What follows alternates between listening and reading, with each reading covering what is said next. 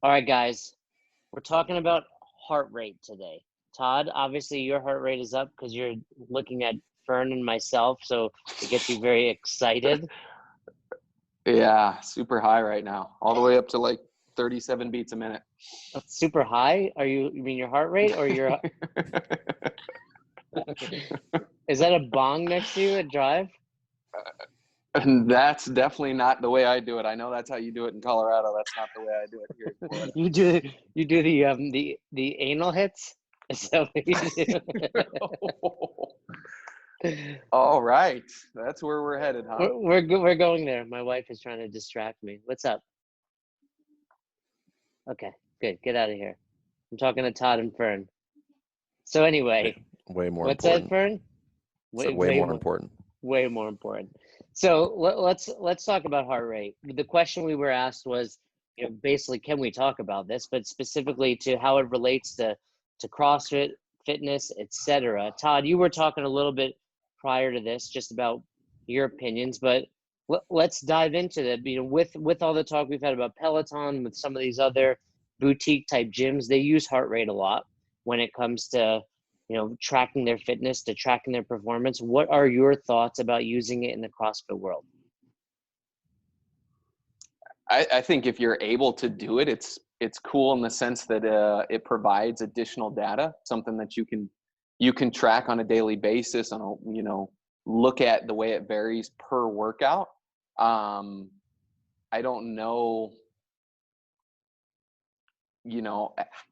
I don't know if the return or the value, it would be worth the investment of trying to do it and figure out a way to track it with all your members in the gym, and then consolidate that data, and then try to get it back out to them. But I keep track. I've got a Fitbit that I'm interested to see my heart rate on a daily basis and do different things. And I think it's provides some interesting data for me personally, but I don't know that I've done a ton with it. And I don't know what I would necessarily do with my clients if we were tracking that outside of what we do with benchmarks and things like that. So you use a Fitbit, you have it on during all of your workouts? Yeah, I have it on most all of the time. And I think it's been interesting to see for me personally. Is normally I've kind of got like a low heart rate. And I think the thing that's most interesting is like, I can be in the middle of like an open workout or something like that, where I feel like I'm going to die and I feel like my heart's going to explode, and my heart rate never gets up over like 101 or maybe 105 at the most. Whereas I can go for a 400-meter warm-up run at a generous pace and it shoots up over 160. It seems for me personally like running is the only thing that really spikes my heart rate up really high. So that's been an interesting thing for me to take a look at. But outside of that, while we're here, let's take a small tangent, Todd. Let's go for Look it. at me. Who am I doing in front? Well, there we go. Let's see what you got. Todd is notorious for rubbing his hands together, and then when he gets excited like a little kid. And not because he's putting on hand sanitizer. Tell your 5K story that you give during the What is Fitness lecture. Oh, the first time I ran a 5K? Yeah. Yeah, I got talked into running a 5K. This was before my CrossFit days, and I think it was a Friday night having beers, and some of my friends were running a 5K the next morning, Saturday morning, and it was like August or September here in Florida, and I was like, yeah, I can probably do that. And I had one friend that ran quite a bit. He was the one that talked me into it. I had another friend that was like borderline elite 5K runner, like 15, 16-minute mark. And this was a race here in town. And so I drive to my buddy's house that lives about a mile from the race start. And he's like, why don't you park here and then we'll jog over to the race start as our warm up, which number one, I never ran any distance. I played like pickup basketball or flag football for any of my running. D1 basketball, did you say? No, not D1 basketball. There's only one of us on this podcast. I was the only one that played D1. It was my own personal league. Let me so I'm take just literally a tangent on a tangent. Fern, what was that video you posted the other day with the basketball? Oh, there's so I stole that from Bill Henniger. So Bill had posted a video of Katie doing a drill. So for anybody that doesn't know, she played at Ohio State. She's like a really, really good basketball player. She's better than you? Can she beat you 1-on-1? I mean, I don't know, but I do know she was pretty good in college, and Ohio State's not like a, second-rate basketball team. You know what I mean? Like she was Better like than had Navy. a pretty good. Yeah, not second-rate like Navy. Yeah, I mean Navy's like mid major. They're not like bottom, but they're not like, nobody's banking on them to go to the tournament. And for those also unaware, Katie Henniger is the 2008 CrossFit Games champion. Correct. So he posted a video, and I was just looking. I was like, "Oh, that's kind of cool." It's an app called Home Court. Yeah, Home Court, and it's got a bunch of these little like drills on there.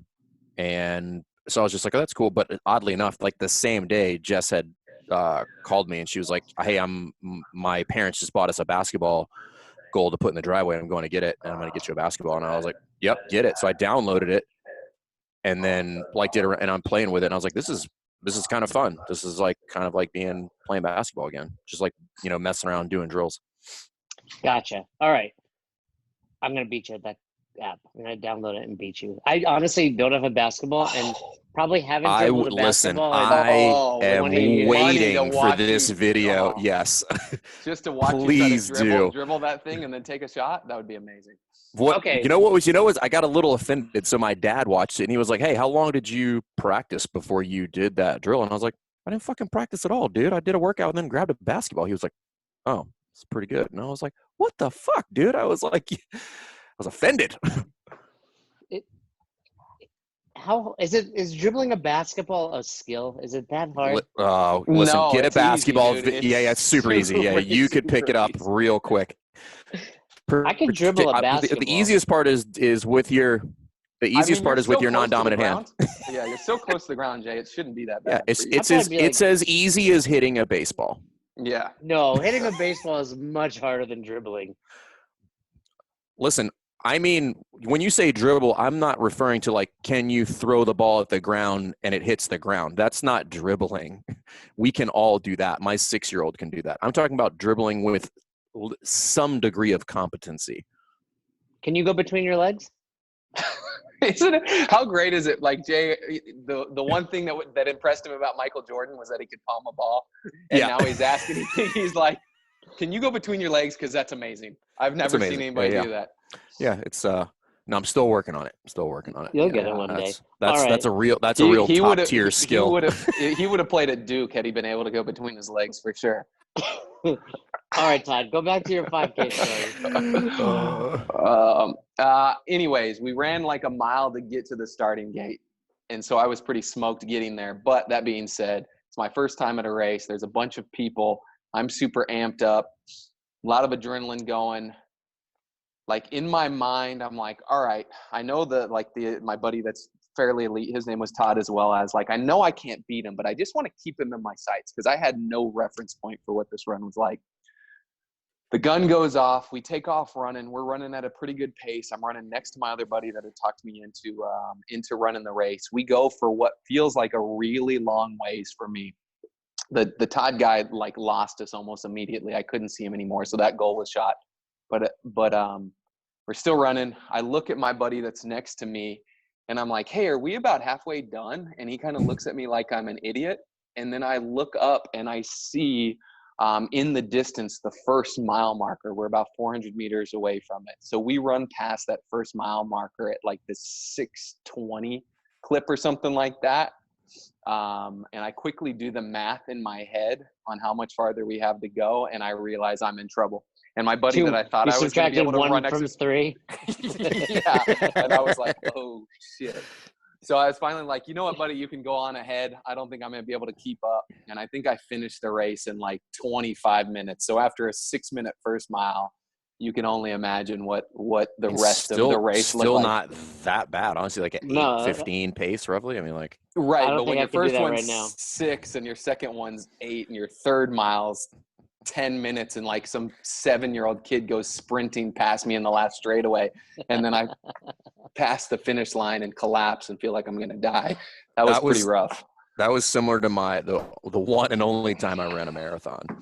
You ran a marathon? I ran a marathon in 2000 and when was that? It's been a while, but I ran one. Pre or post CrossFit? Post. That was actually, so that was the reason I ran it. I ran it as part of a fundraiser for the Travis Manion Foundation, and Manion's a hero workout buddy of mine. So it was so it's the Marine Corps Marathon. So it's part of the team or whatever. And I didn't train at all, like zero training. I was just like, I'm just curious, can my fitness carry me 26.2 miles? Like, can I cover that distance without training for it? So the answer is yes, not in any sort of timely manner. I too misjudged the marathon. I ran the first half of the marathon in like an hour and 42. And then my total time for the marathon was 5 hours and 11 minutes. That's pretty bad. It was bad, but I mean, it was a very interesting experience for me, because it's the one and only time ever that my body has completely shut down, where I was trying to will myself to run and my body physically would not run. It was just like, nope, there will be no more running had for you. Meanwhile, there's like 90-year-old women running past me. There was a guy, this is not a joke, there was a guy that ran past me juggling eggs. Oh yeah, there's like marathon jugglers. That's their sport. That's all he did. And I was walking next to my buddy who's a team guy, and he was like, man, he's like, do you feel embarrassed right now? I was like, dude, you're the Navy SEAL. I was like, I got nothing to be embarrassed about. I was like, you're walking with me, and we just got passed by a guy juggling eggs. That must be what Jay feels like doing an open workout next to one of us. I'd smack those eggs right out of your hand. If you could take your hands off your knees and catch your breath. How far into it were you when you had to start walking? It was like right at roughly like the 15, 16 mile mark. So just past halfway. So typically when they say you hit the wall. Yeah. Blew up. Like I didn't know what to do. How sore were you? Oh, I didn't walk for days. Yeah. My joints were not ready for that kind of beating. It was crazy though. It was like, it wasn't like I wasn't cramping. Like I wasn't tired. It was a very, very strange scenario for me. So strange that there, like at the end of the race, you go under this overpass and there's like this on ramp to make it in. So it's like it's like a slight incline. It's nothing crazy. And I, no kidding, had this thought, I might not make it up that ramp walking. Like that's what I was thinking to myself. And it was crazy. It was one of the weirdest like physical scenarios I've ever had. It's funny because I talked to Austin after he did his marathon. I was like, how sore were you? He's like, I worked out the next day. Like that's just, it shows, hey, fitness does carry you through just about anything. I've always been of the opinion, and still am, that I think pretty much anybody can cover, on no training, can cover a half marathon. I think if you're going to run a marathon, if you're going to stretch out past 15, 16 miles, like you need to do some training and get your joints ready. You don't need to get crazy with it, but you need to do something to get your body ready for the pounding, and that quarter range of motion for that duration can be pretty brutal. Todd, would you ever run a marathon? Oh man, I don't know. I don't have much desire to do it right now. I thought at one point I would. But I don't have much desire to do it. I don't know. That's how I feel. Like I want to do it just to have that accomplishment, but also like Fern did over the years as a boxer, and I'm sure you guys, just like I did, had so many people that trained for it, and it would frustrate you because they would go to typical marathon training, where meanwhile you're like, no, if you listen to me, do CrossFit, get some miles in, you could do better and not hurt yourself.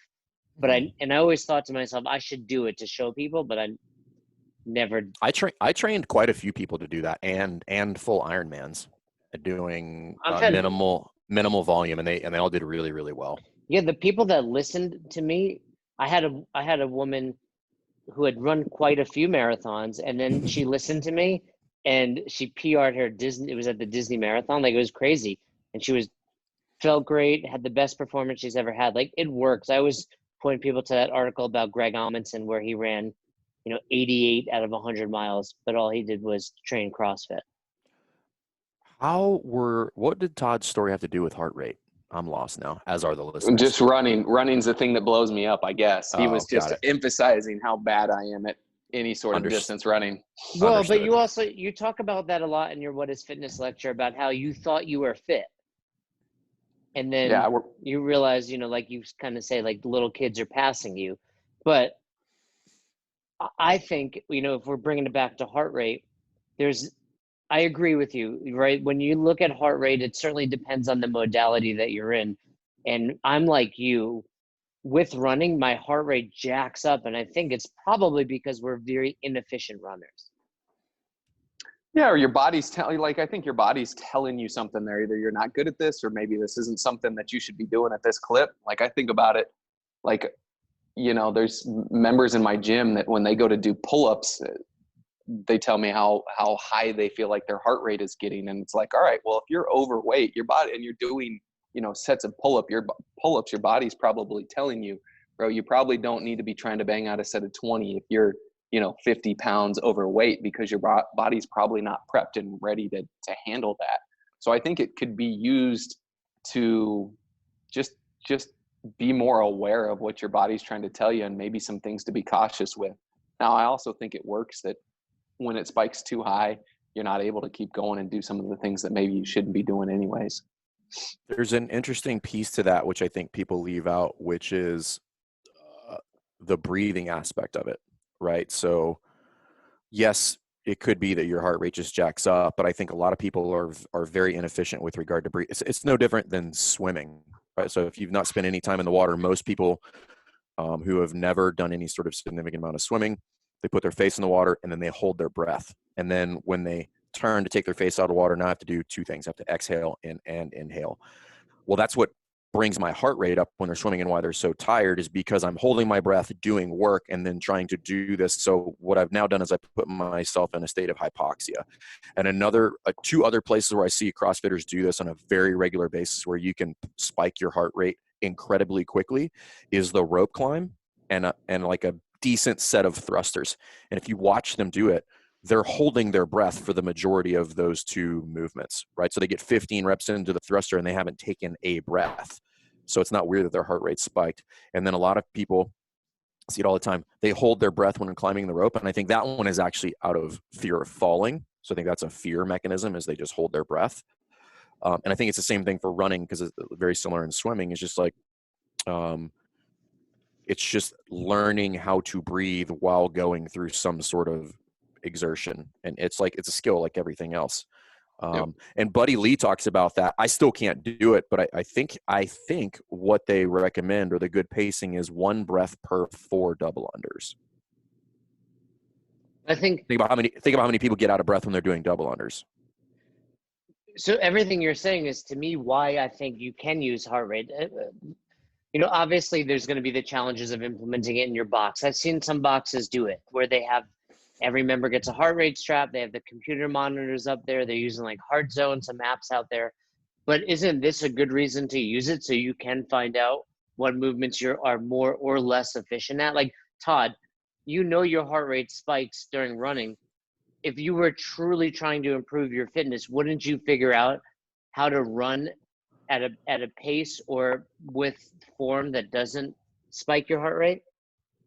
Absolutely. And I think the reality of it is I understand that when I run that I'm not very good at it, and I need to practice it more and do it more to get better at that. And I think, it's our job as a coach. It's not hard to see the people that are struggling doing something. I don't need a heart rate monitor to tell me that that Jay looks busted on these 21 front squats when he's going like zombie man squatting on rep number 7.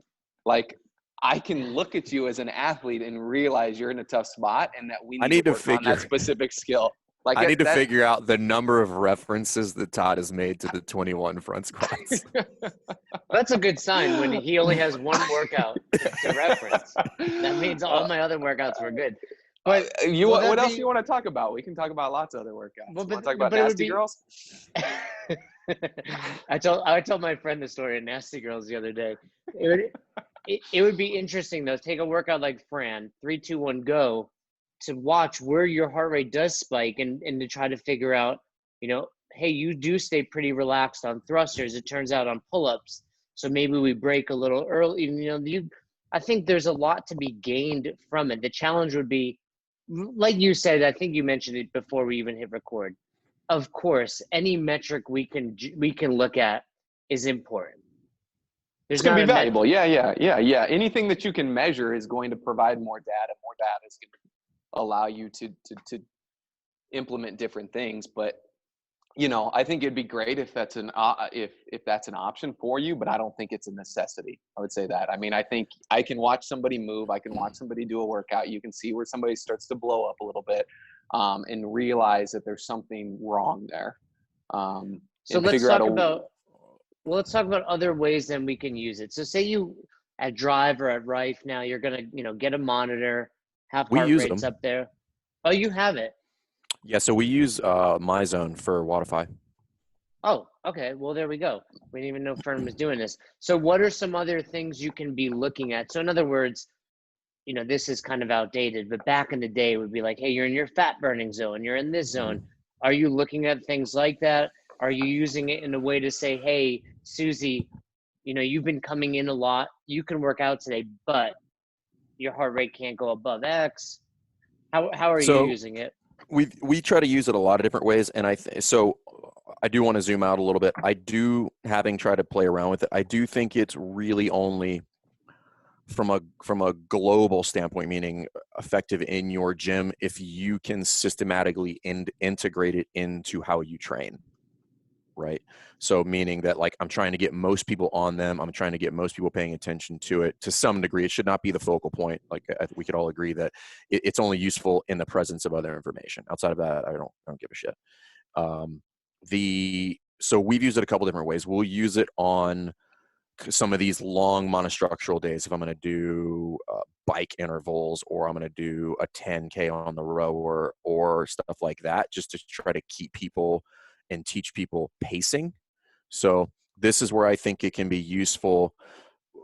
If we think about what's one of the number one pitfalls of CrossFit, and it's this desire, or this kind of double-edged sword of it kind of inadvertently pushes people into competing all of the time rather than training. So like, for instance, like Todd played baseball. So like, you don't just step up and like start swinging, as somebody's like throwing baseballs, right? Like, you're going to do a lot of practice, right? You're going to hit off the tee. You're going to hit into the cage. Like, you're going to do a lot of things that fall in that bucket of training first. And then what I'm going to do is I'm going to step up to the plate and we're going to go live batting practice. So like the pitcher and I are both going to work on our skill set. There's a lot of things that happen before that.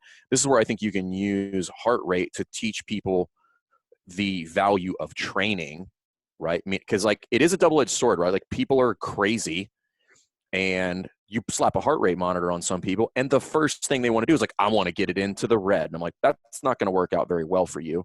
So now I can use this additional metric to show them that that's not beneficial, to show them that, like, hey, there's value in training. Like, what if you could just stay in yellow for the full 25 minutes and get done faster, get more work done, versus going into red, having to take a 30-second break and then repeating that kind of ridiculous effort over and over and over. So that's kind of how we use it. It's more of an educational piece. It's like, teach people to train versus taking it full blown, go ham sandwich all the time.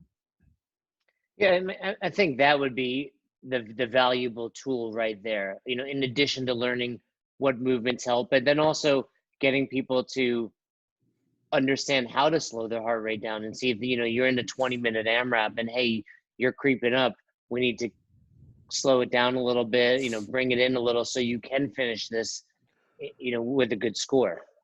The other areas where it can be useful is workouts that are interval based. I got a 3 minutes of work, 2-minute rest, 5 rounds, something like that, and teaching people the value of breathing, trying to bring their heart rate down in order to try to repeat that effort, because now they can physically see what is the rate of recovery that I'm trying to repeat over the course of this 5 rounds. And it gets them to concentrate on breathing, maybe sit down, maybe lay down, something like that. So there is value. Orange Theory has kind of made their money on, like, it's all about heart rate. It's how you get splat points. They've kind of gamified it very much like Peloton. I don't know that that's what people should be chasing. I think it should be a little bit more targeted and used a little bit more accurately. But it can be done. Like I said, I think it does and should require a little bit more thought about how you're going to integrate it. I think the nice part of it, as you mentioned, like with Orange Theory, is the fact that that's data that they can look at every single day. And I think if you compare it to what we do in the CrossFit gym, is we provide benchmarks, but the reality of it is how often are we doing that? I think that's one difference, right? Is at Orange Theory, they're looking at their heart rates from every single class that they go to. Essentially, they've got a benchmark to look at every single day. And if we're not doing a good job as coaches or as people programming workouts of programming those benchmarks often enough, weekly or a couple times a week, to where people can see their improvements, it's great what they're doing with their workouts. But if they're not really seeing how they progress with hard data in front of them, I think we're doing a disservice with that. I have a question on that too, and I don't know where you're going, but I don't want to forget this. Do you guys, and this is for both of you guys, because I know you have been around long enough, do you think, or did you do benchmarks more frequently back in the day than you do now? Short answer, yes, I did. Okay. I would say short answer. And again, depending on your definition of benchmarks, I think people fail to realize often heavy days are benchmarks as well, right? You're 1 rep, you're 3 rep, whatever.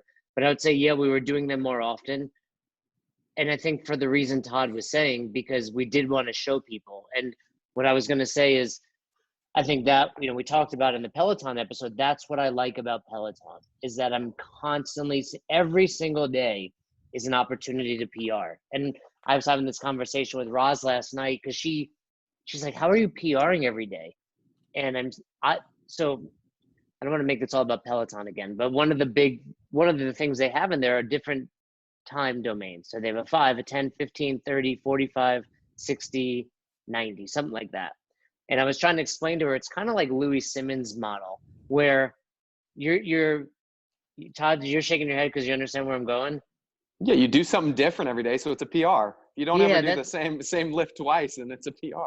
Yeah, I was trying to explain that to her, and she was not quite getting it. But like Louis Simmons is like, hey, we're trying to get good at squat, press, dead, or whatever, but we're gonna PR our box squat, our back squat, our front squat, our chain, pausing banded squat, chains, right?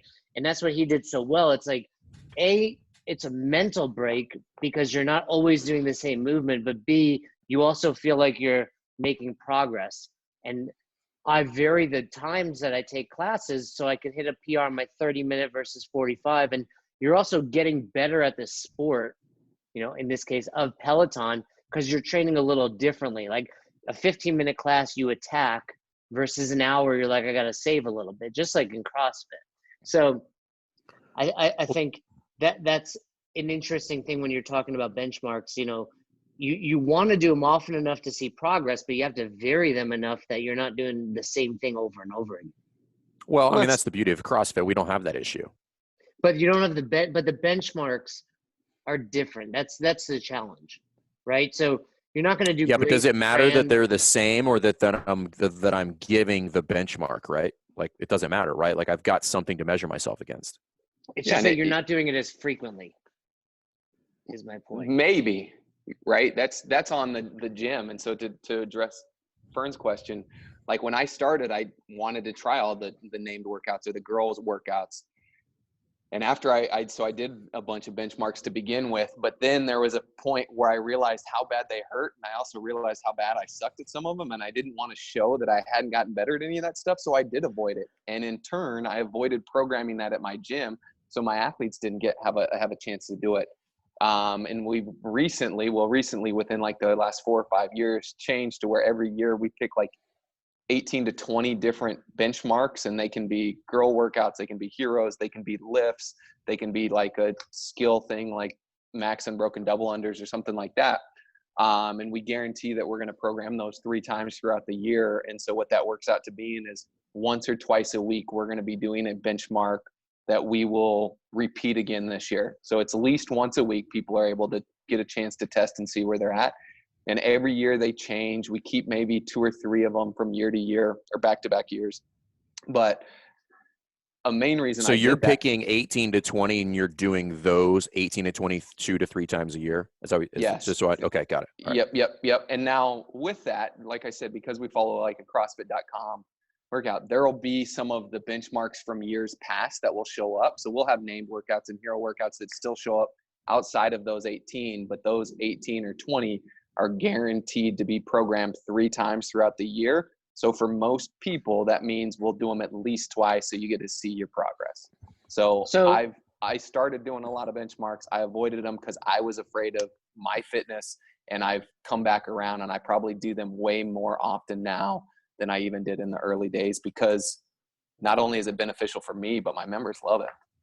Well, I think going back to Fern's question, and then I have a piggyback question. I think the challenge is with benchmarks, they're stressful. Like, I think you asked Fern, like, did you do more back in the day? It was like, yeah, because I saw my Fran time go from 8 to 7, to 6 and down, where now it's like, I don't want to do Fran because I know how bad it's going to be. And you're always like, am I going to, it's a letdown when you don't PR, right? Well, correct. But I think this is the pitfall of having been around a while, right? That's me projecting what I don't want to see, neglecting that all of my members are still in that honeymoon phase. Like it took me how long to get to the point? I mean, I've been doing CrossFit for 12 years. It probably took me 6 years to get to the point where I'm like, I don't need to do Fran anymore. Like 219 is as good as it's going to get. Like whatever, I don't care. What? But do you hear that humble brag right there, Todd? Yeah. No, it wasn't humble at all. I will smash you in Fran. That wasn't humble at all. Like I will smash you, regardless of your 2-inch range of motion. I will crush you in that workout. Well, and so here brings up another thing to that, because I got to the same point where there was stress associated with it. But at the end of the day, it's a freaking workout. Who gives a shit if you never touch your old numbers again? And so I wanted to teach myself, and therefore lead my members that a workout's a workout. You shouldn't be afraid of a workout. You should not be afraid to not sign up for the open because somebody is going to look at your score. You should not be afraid to show up on Fran Day because you'll never match your previous best. Who cares? You show up every day to work out because you want to sweat and have fun with your friends and get a workout in. And I had to do that to teach myself a lesson, because I'll be honest with you, two of the workouts that I hated the most were DT and Fran, and I avoided those all the time. And so those were both the workouts that showed up that continued for the first 2 years of my benchmark. So over a 2-year period, I think I did DT 10 times. I think I did Fran 8 times. And I finally have gotten to the point where I'm like, it's just a workout. I don't give a shit. I'll do them. But how many of whenever they show up? Over those 10 times, say, of DT, how often or how many times did you PR from the previous? Most of them, with DT especially, because that one was brutal for me. And that one was cool because I was able to approach it in a different fashion every single time. And I probably, out of the 10 times, I probably PR'd 8 of the 10. And then we removed it from our benchmark list, and we actually just did it before we got closed down. And I think I was within 5 seconds of my all-time best. And I was like, dude, if every time I do one of these benchmark workouts, I can be in the ballpark, to me, that's a PR. I mean, like, not a PR, but it's like, I'm happy with that. And I don't care. And I don't dread it like I used to. So it's like, it was just a workout. I showed up, I did it, saw how it went. You look back at your numbers, you're like, oh man, that was better than I expected it to be. I got to that point too with Fran. Like my best was, I think, like 245 maybe. And I got to the point where I can literally do a 3-minute Fran without hurting. And I was like, every time Fran came up at the gym, because I would just go to the box, I was like, I'm not going to hurt. My goal is to be 3 minutes, and walk away. So, you change your perspective on it. You guys ever have, I love the members that come in and like they find the benchmark and they're like, all right, I'm going to do this one all the time till I get really good at it. You have those members? Not anymore, because that only lasts so long before they figure out it doesn't work. Well, and then you're like, hey, if you just do CrossFit, you'll get better at it. You don't have to do Fran once a week. Well, and that's what we show them by consistently telling them that, hey, this workout, don't worry, this workout's going to show up 2 more times this year. You'll get your opportunity to do it again, and you'll get a chance to see where you're at. So if I did ask you very specifically, both of you, how often should a box or either program, or should someone that does it on their own hit benchmarks? What would your answer be? I think doing a benchmark once a week, and then having a select few that you do a few times a year is important. So you might have like your Fran, Diane, Grace, Isabel, just kind of rotating through, but your DT and your Fran, you hit every quarter or so. Something like that. Yeah, exactly. I mean, there's so many benchmarks at this point between the girls and the hero workouts and stuff like that. And some of the hero workouts can get a little out of hand, but you know.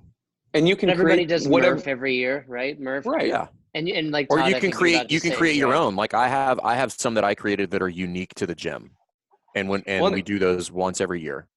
What's your favorite, Todd? Like what you and Fern each? What's your favorite benchmark that you've actually created?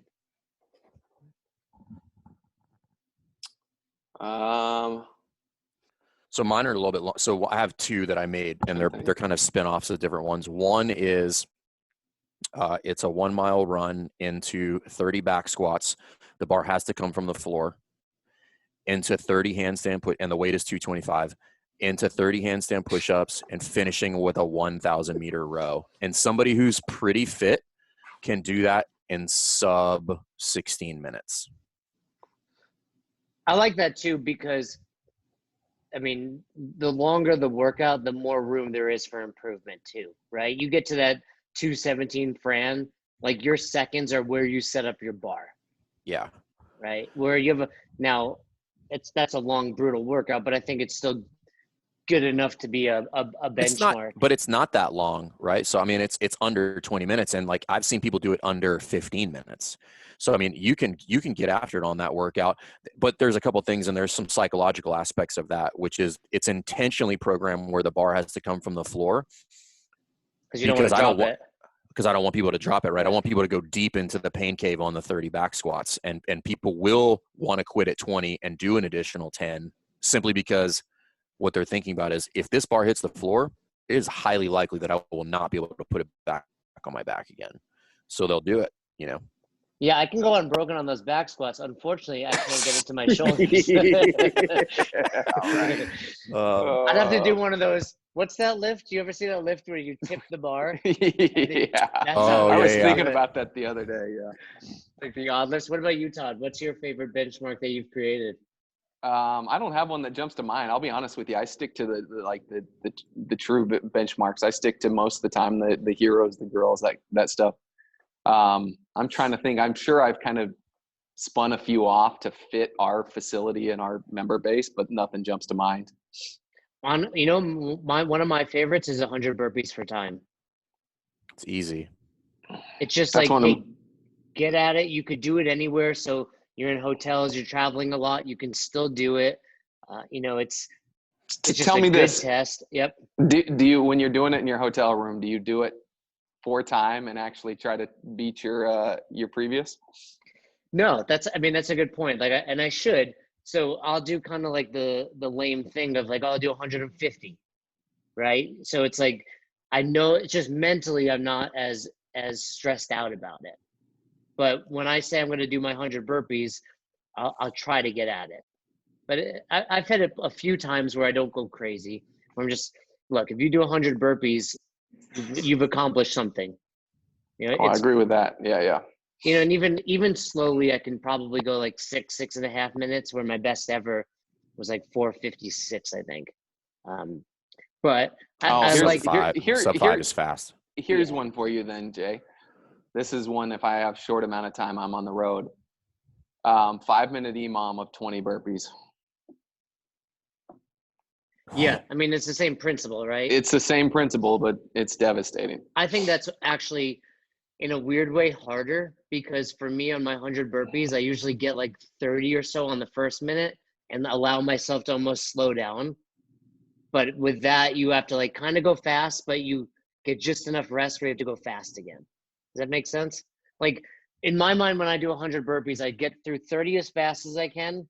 And I know I have to go hard for 30 at the end. But those middle 40, I almost try to breathe and recover somewhat. Where if you have to go an EMOM like that, it's almost worse. Like force yourself. It's definitely bad. I know that. I tried to do a couple different variations of it a while back. So when the Open dropped that 7 minutes of burpees years ago, whatever year that was, then I tried to like work my way up to it. So we would do it all the time in the gym just because it was pretty short. So we started at 7. So it's 7 burpees every 30 seconds for 7 minutes. So you have 14 rounds of it. And then once you could do that, then you bump it up by 1 rep. And you try to hold on to that. So if you get to 9 and then you only get 4 minutes through, then you're stuck at that one until you can finish all 7 minutes at 30 seconds. Because the goal was, I think the world record was like 141 or something like that. And so the goal is like, if you can do 10 every 30 seconds in that time frame, then you're in that world record number. So when 7 minutes of burpees came out, I was at a regional meeting and Castro was there leading it, and we were like going into week 2. I think was that a humble brag that you were at one point important or involved in something? Doesn't mean he was important, by the way. I was not important. It just means he happened to be in the same place at the same time. Were you lost? Did you go into the wrong room? And they're like, you guys you'll understand this story. So Dave said something to me like, "Great job on the burpees." Like, I was like literally in like the top 50 in the world or something ridiculous for that 1 week. And I started to talk about it and realized as I was talking about it that he had no interest in what I was saying and just started walking away. Cool story. Like, see ya. Yeah, exactly. One of those, like, I didn't want to start a conversation with you, Ackerman. I Big, just was big trying. gulps, huh?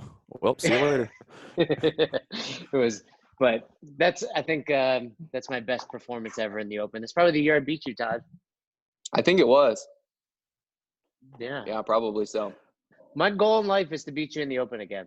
One day.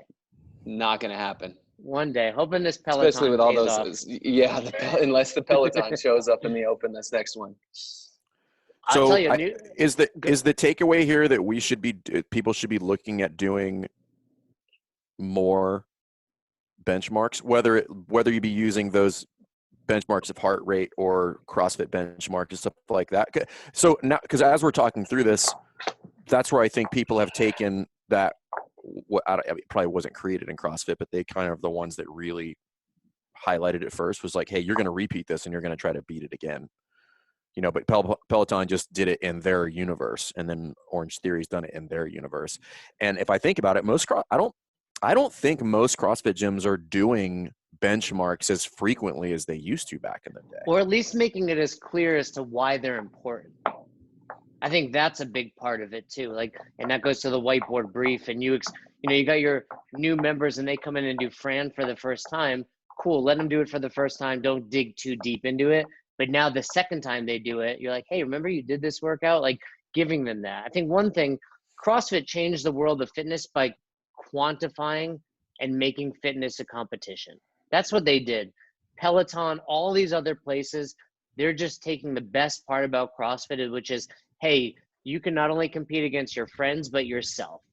I think that's what they do. So they did exceptionally well and continue to.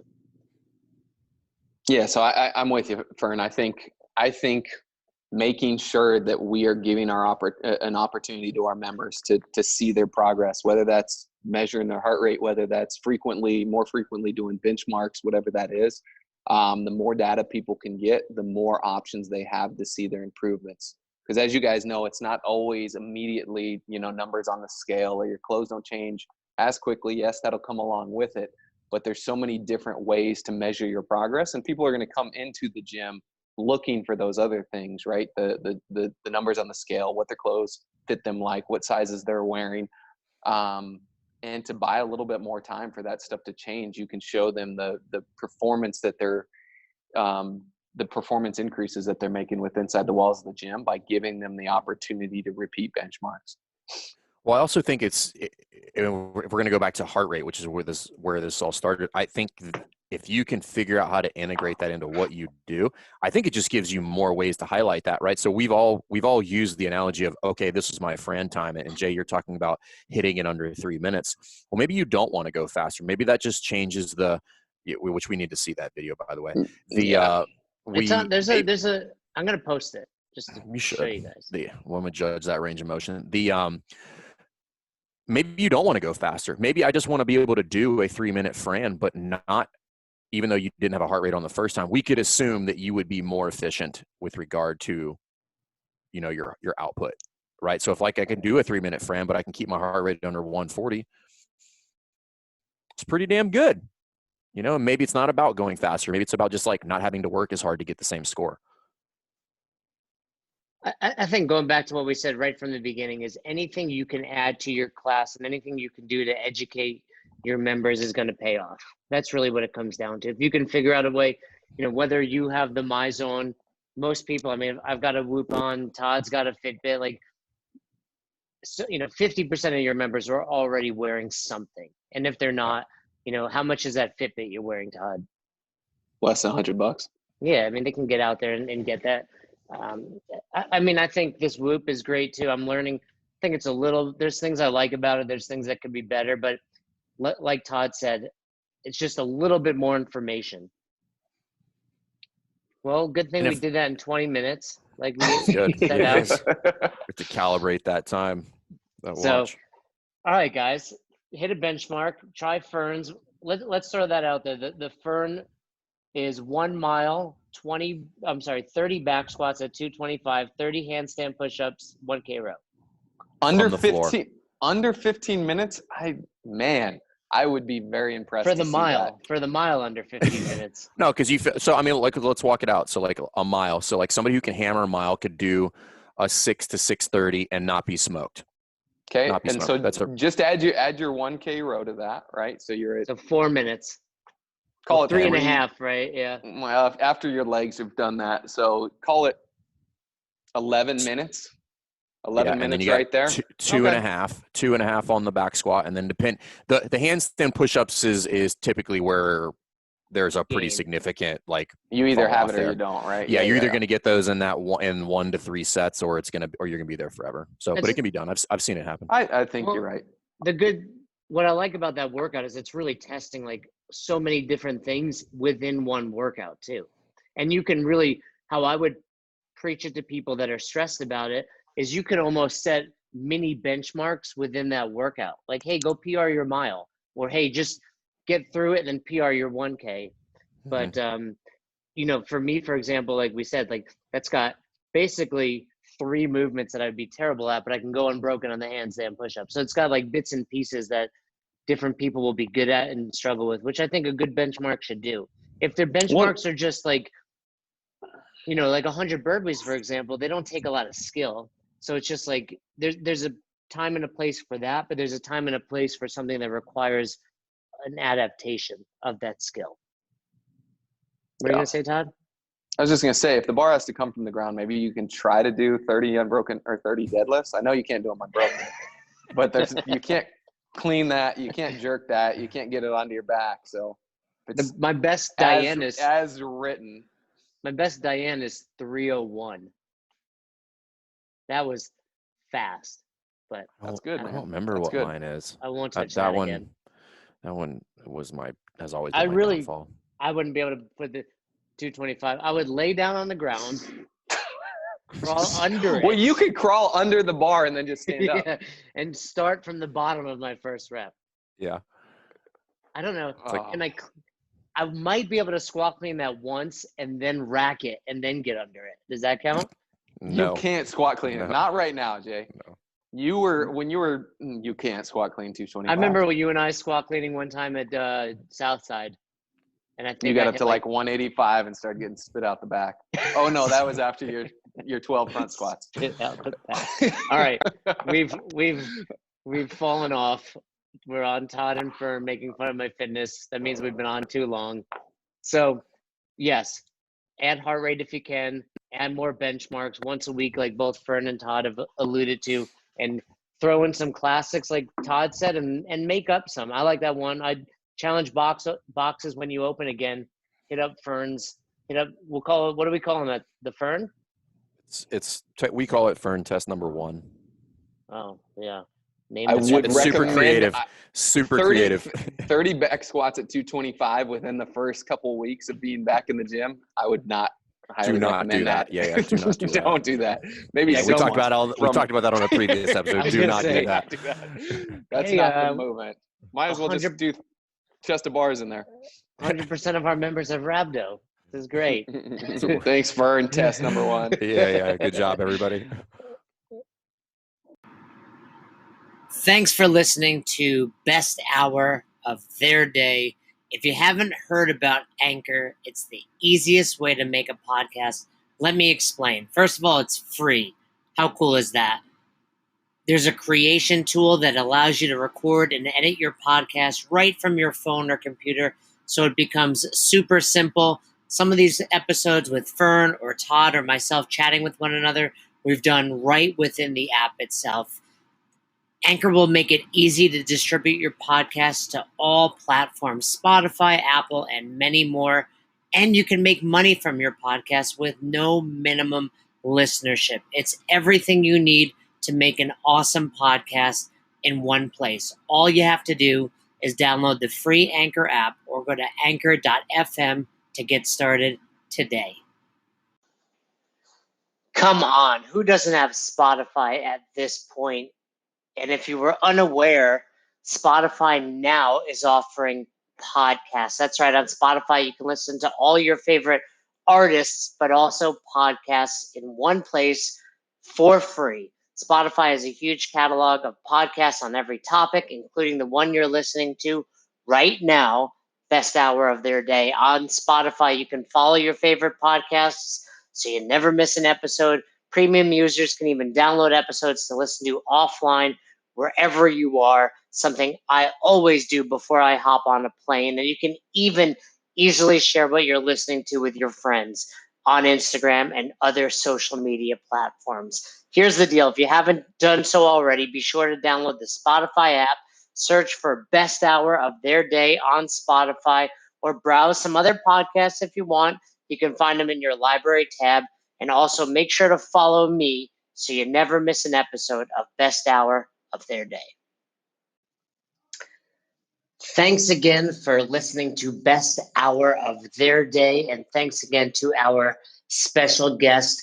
We appreciate all you guys do for us with Best Hour of Their Day when it comes to sharing our posts on Instagram, when it comes to subscribing to us on YouTube, when it comes to the constant feedback. We are grateful and we appreciate it. We are trying to build a community based on coaching development and becoming the best version of yourself.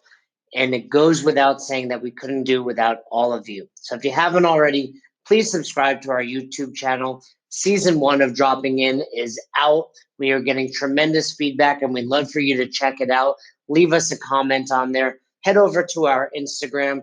Give us a follow. Like our pictures. Feel free to share anything that resonates with you. And if you have any questions, comments, concerns, or feedback for us, please don't hesitate. Email us, besthouroftheirday@gmail.com. Thanks again. Until the next episode, we hope you've had the best hour of your day.